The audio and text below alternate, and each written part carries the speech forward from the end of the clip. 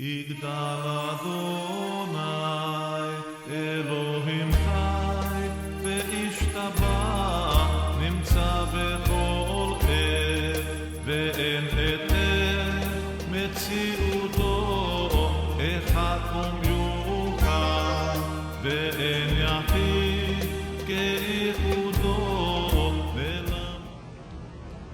Haverim vechaverot, Shabbat Shalom. O trecho da Torá desta semana é Korach.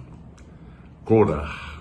Nós já estamos no mês de Tammuz, estamos nessa linda sequência da leitura da Torá, já no livro Bamidbar, né? E chegou a hora de conversarmos sobre Korach. Korach era primo de Moshe Rabbeinu, né? Então, uma peleia familiar, né, acabou trazendo consequências para toda a congregação, né? Um machloket. Nós vamos ver no desenrolar de Korach um machloket muito, muito grande, uma discórdia, né? Por causa de ambições, né? Ambições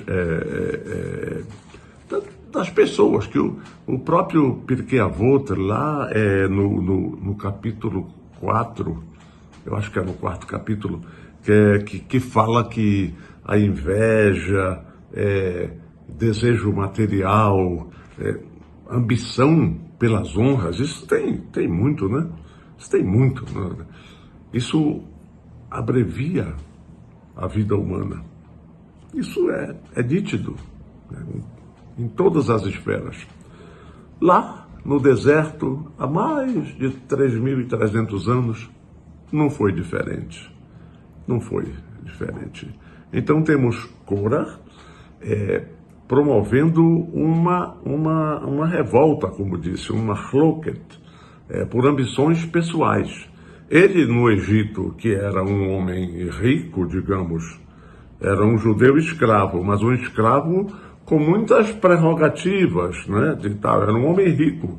Contam os Hachamim que, quando saíram do Egito, ele precisou de 300 mulas, né, para carregar a riqueza dele, né? A mula seria o caminhãozinho de hoje, né? Na época. Não ficou lá muito satisfeito com a saída do povo, né, do Egito. Ele estava bem lá, tranquilo, trabalhava no palácio do faraó e tudo. Mas é evidente que o faraó, depois daquilo tudo, não quis ver mais nenhum judeu na frente dele. E estava ali, né, na sequência que todos nós conhecemos. Então ele envolveu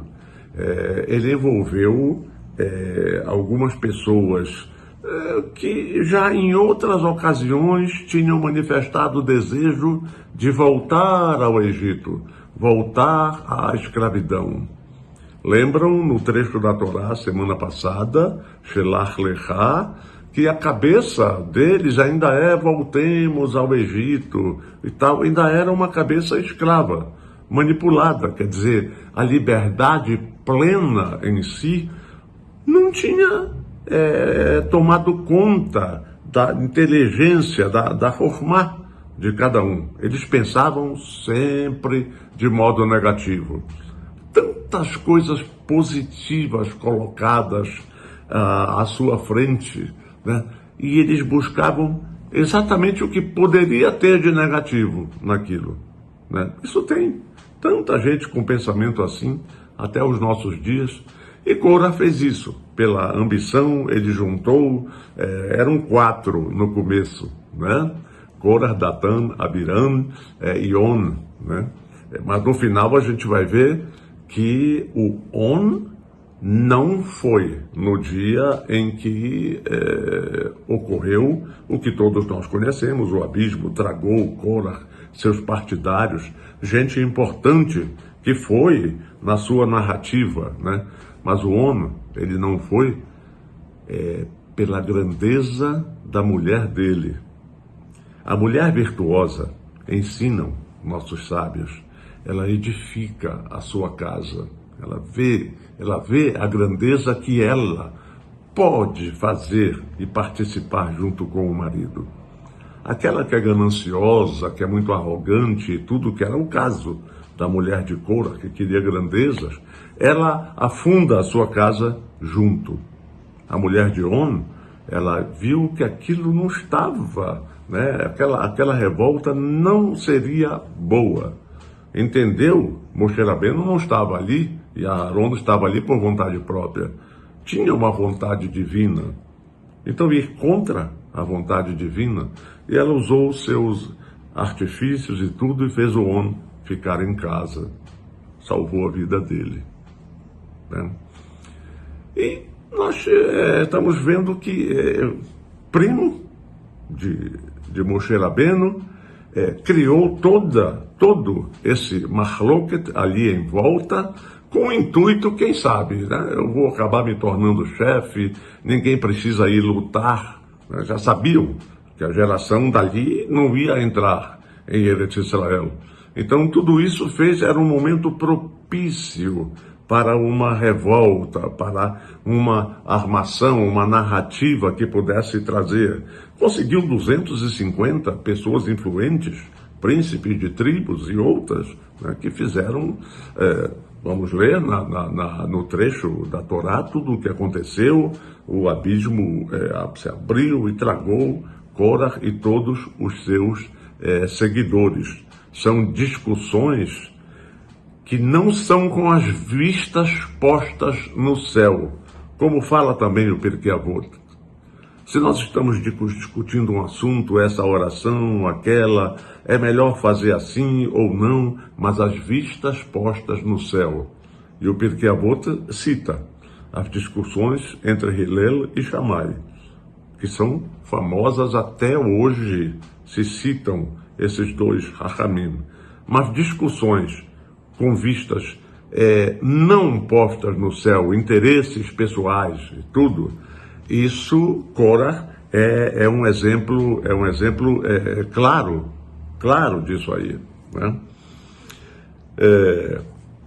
Esse trecho, né, de Cora, nós vamos ver também uma parte importante, que Deus se zangou e Moisés mais uma vez interferiu e tudo, mas iniciou uma mortandade muito grande dentre os filhos de Israel. Porque Deus, essa geração, vamos acabar com ela aqui. Precisa esperar todos esses 40 anos juntos e tal, e houve uma mortandade entre o povo. Aí Moisés viu aquilo. Dessa vez ele sentiu, com sua grandeza, ele sentiu, eu não vou conseguir, né? Eu não vou conseguir aplacar a ira de Deus. E pensou em uma ação assim forte, porém cheia de perigos. Ele chamou Aharon a Kohen Gadol, e disse, a mortandade começou, vai para a frente, lá para a frente das pessoas, porque a mortandade está vindo. Pega o Ketoret, o incensário e vai, quem sabe Hashem nos ajuda com isso. E Aharon foi, temendo pela própria vida. A rigor, ele seria levado de roldão, né? O anjo da morte passava ali, as pessoas iam caindo, né? Mas Aharon, quando a morte chegou bem em frente a Aharon a Kohen com o incensário, Ketoret, ela parou a mortandade. E a gente ficamos nos perguntando, né? Por que, como? Né? A rigor não seria assim, seria mais um que seria levado pela morte, mas não. É a grandeza espiritual de cada pessoa. A grandeza de Aharon a Kohen, com o Ketoret, o incensário, e todas as coisas que o próprio Deus tinha mandado colocar, né? Todos os Bessamim que estavam ali e tudo, tanto que nós não podemos imitar nada que existia no Mishkan, nem no Bet HaMikdash. O incensário que sobrou para a gente, né, nos Ketoret, os cravinhos para cheirar, o limão, coisa, não podemos imitar aquele incensário de Aharon HaKohen. Foram só os Kohanim até o segundo templo, né, e aí conseguiu salvar o povo de Israel. Isso me lembra, aqui é uma passagem das várias, Baruch Hashem, das várias boas passagens que nós temos na comunidade de Manaus. Sempre nos demos muito bem com a comunidade maior. Então, na época do Covid, né, aquela época terrível, quanta gente tombou, era um atrás do outro, né? E nessa época, no período, acho que foi 2 de novembro, era uma celebração de finados global, assim digamos. O governo e a prefeitura, o moral do povo no mundo inteiro estava muito baixo. Então eles tentaram fazer uma celebração interreligiosa, convidaram várias correntes religiosas e convidaram a sinagoga, né? Veio o convite para nós e tudo, não tínhamos que ir. Nós sempre participamos para um bem maior, porque é o nosso próximo. E o nosso próximo também representa a criação de Hakadosh Baruch Hu. Eu lembro bem isso, né? Foi de 2020, foi em novembro de 2020. Eu mesmo tinha saído de um episódio grave de Covid logo no começo, né? E aí eu fui, estava olhando assim aqui o que falar, para tocar as pessoas também, né? E então eu lembrei dessa passagem de Aharon HaKohen, cara a cara com a morte. Então fiz uma explicação baseada nisso, baseada na grandeza espiritual que cada um de nós tem, como Aharon HaKohen conseguiu com o Ketoret e com o coração dele a elevação espiritual que ele tinha como Kohen Gadol. A morte não passou por ele. E eu quis dizer, na hora, né, em si, tudo a importância que todos nós tínhamos, independente, né, de cada credo, não era o caso ali, né? Se a nossa grandeza espiritual, a nossa fé, a nossa direção for pura, tiver kavaná, estivermos assim bem elevados frente a Deus, frente ao nosso semelhante, quem sabe, podia barrar, né, aquele período nefasto que a humanidade estava atravessando. Em suma, eu quis dizer para elevar o moral, a autoestima das pessoas, frente a uma pandemia que ainda ia causar estragos, mas que depois foi controlada. Realmente isso, eu lembro, isso calou muito bem frente às autoridades, tanto religiosas como a parte do governo, da prefeitura, que estavam lá, vieram conversar sobre o importante episódio, a explicação que foi feita. Então, nos diz esse trecho que nós precisamos estar bem, nós precisamos estar espiritualmente elevados, para que não venham mortandades. Mortandades pode significar várias coisas, não é só morte física, né? Muitos problemas que podem atingir a pessoa, destruir a pessoa, ou as pessoas, as comunidades. Mahloket, discórdias, não são boas, né?